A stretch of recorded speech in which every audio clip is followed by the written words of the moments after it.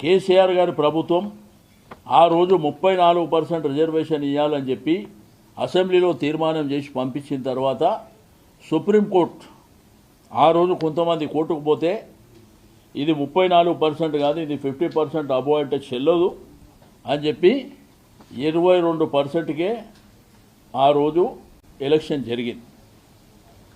కానీ అన్నిటికంటే ప్రధాన మోసం ఏంటంటే 17.87% నిన్న ఇచ్చింది. ఆ కాపీలు మీకు ఇస్తా. 17.87%. కొన్ని జిల్లాలకైతే ప్రాతినిధ్యం కూడా లేదు, కొన్ని జిల్లాలలో ప్రాతినిధ్యం కూడా లేదు. ఆడ ఇచ్చింది ఏంటంటే వాళ్ళు మరీ దారుణంగా ఆదిలాబాద్లో 460 ఉంటే గ్రామ పంచాయతీలు 61 ఇచ్చారు. అదేవిధంగా కొత్తగూడెంలో 809 ఉంటే 869 ఉంటే 139.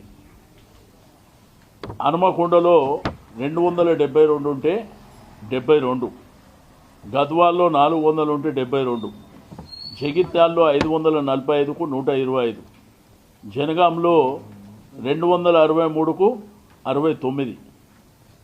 మరి భూపాలపల్లి 260 ఉంటే 56.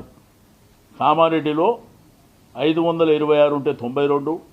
కరీంనగర్లో 613 ఉంటే 117.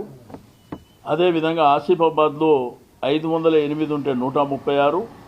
ఖమ్మంలో 486 ఉంటే 66.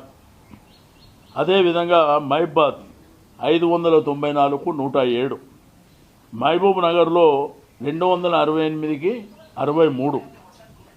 మంచిర్యాలలో 317 ఉంటే 47. మెదక్లో 427కు 105.